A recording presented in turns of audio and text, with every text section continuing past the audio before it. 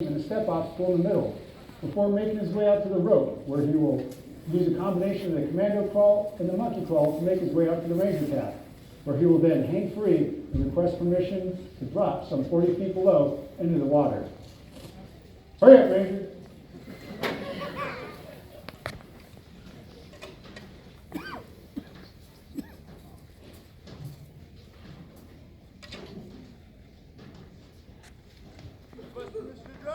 No, I don't think so. Go ahead to a pull-up. I don't know, Rangers. What do you think? Can you do another pull-up? Another one? Do another pull-up, Ranger. All right, go ahead and drop, Ranger. Give a round of applause for Dr. Captain.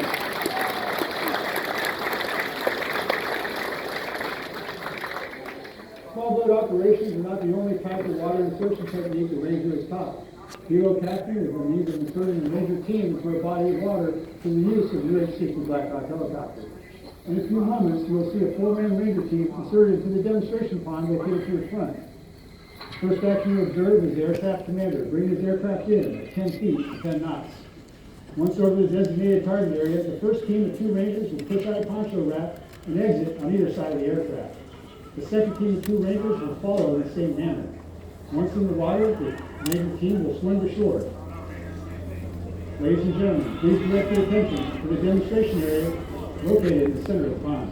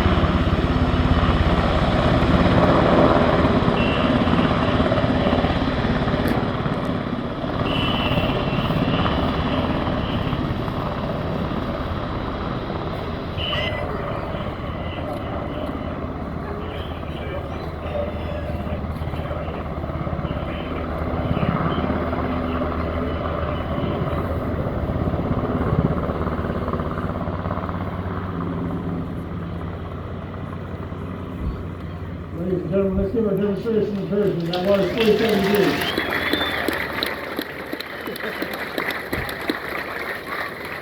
All Rangers are training in hand-to-hand combat and will be followed by Sergeant First Class Castillo, the United States Army Ranger.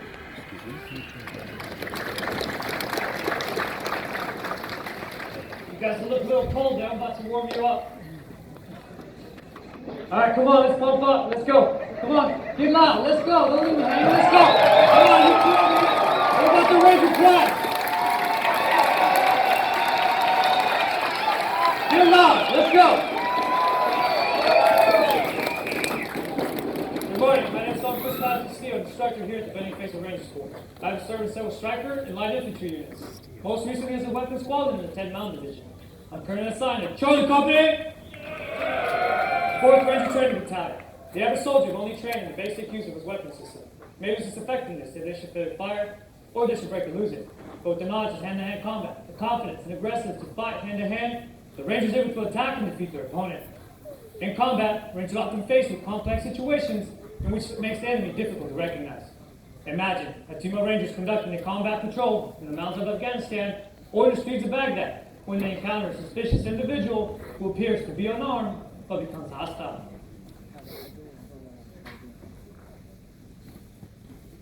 Stop. Get back.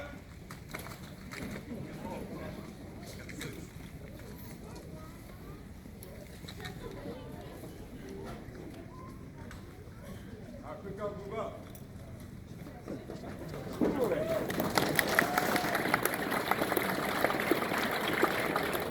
We stress our fundamentals during hand-to-hand combat. The first would be using the enemy's momentum to your advantage.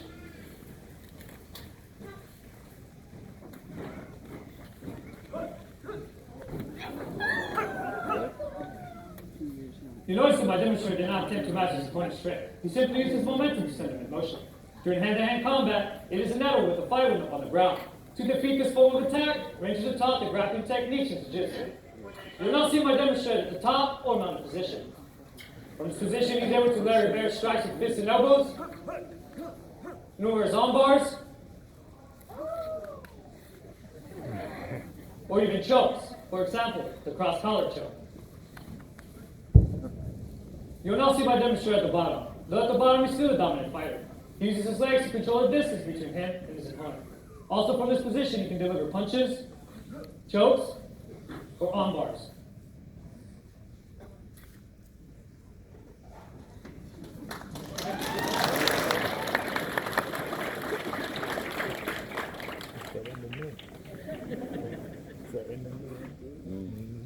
The first thing the ranger is taught is a good balanced position. You'll notice this is nothing more than a modified boxer's crouch with the weight evenly distributed over the feet. His hands held high to protect his face or to be able to deliver a sharp disabling blow. This is referred to as the range of physical balance or the armbar position. Rangers can use different ranges during hand-to-hand combat. The first one being the projectile range. This is nothing more than an object can be shot or thrown at an opponent.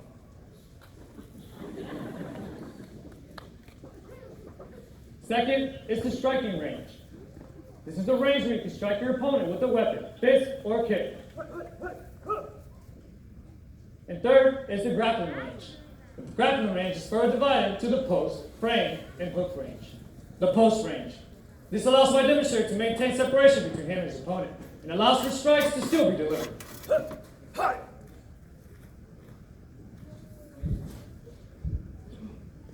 The frame range. Notice that my demonstrator still maintains separation between him and his opponent. He simply reduces it by placing his forearm on his opponent's chest. This allows for more blows and the use of a secondary weapon, such as a knife.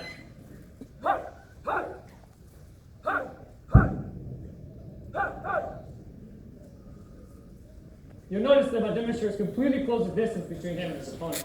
This is referred to as a hook and head control, and it allows for more decisive blows.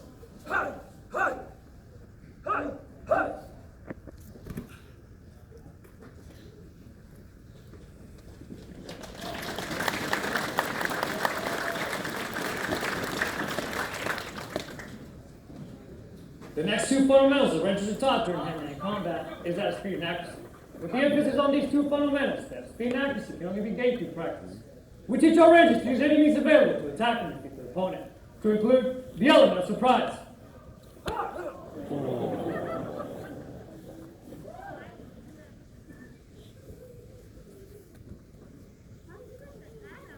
We teach our students a series of throws, holds, and takedowns. We will now demonstrate a few that we teach. First, the right hip throw.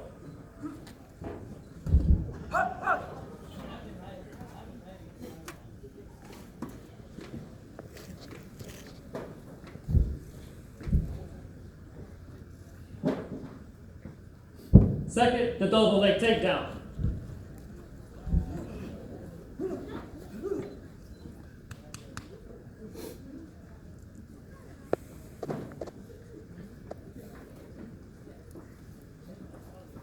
And third, the front leg takedown. You'll notice this leaves my demonstrator in a very vulnerable position.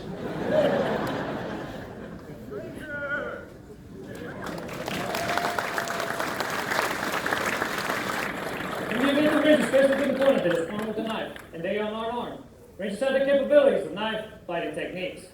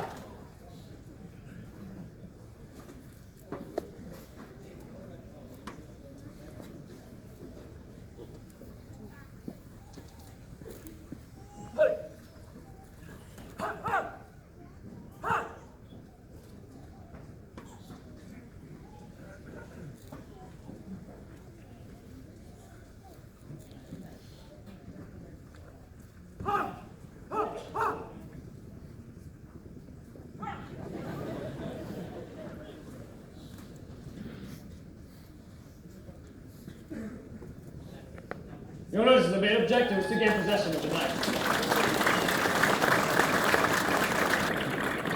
Therefore, Rangers have the capabilities of knife-fighting techniques and the vulnerable points. That is where to strike your opponent with the knife.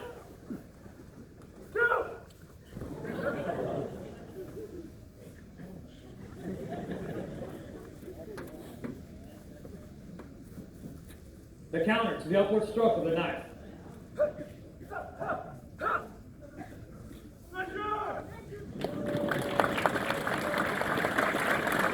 Rangers can operate in any environment. For example, the urban environment is filled with tight corners and spaces where the enemy can attack from any direction. Rangers have the capability to neutralize the enemy with their primary weapon or a secondary weapon such as a knife. Imagine our Rangers patrolling down a tight, narrow alleyway when an enemy combatant tries to take control of his weapon.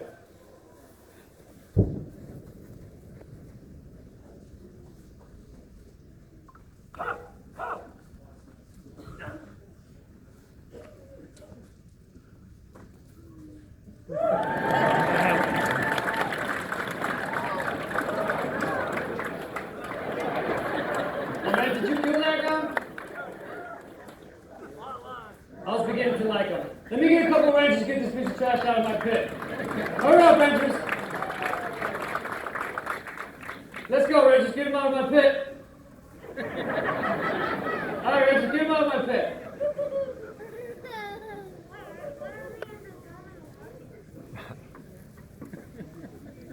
Since Ranger operations are conducted deep behind enemy lines, the Ranger may find the necessity to silence an armed sentry. Rangers can use special silent kill technique. One technique they can use is the use of the garrote. To demonstrate its effectiveness, Staff Sergeant Royal will now demonstrate the use of the garrote on this poor, unsuspected watermelon.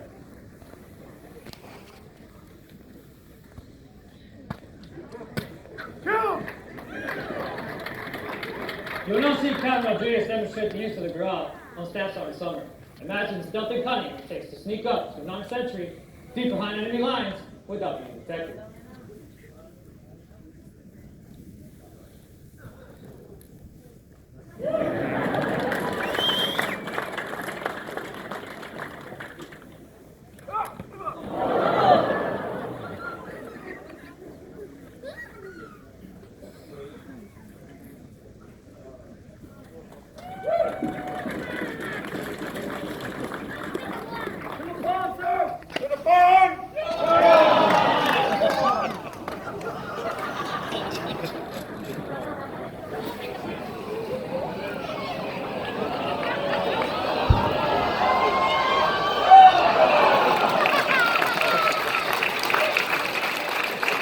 Hand-to-hand combat teaches Rangers to be alert, aggressive, confident in their ability to close in regardless of the circumstances and overcome their enemy.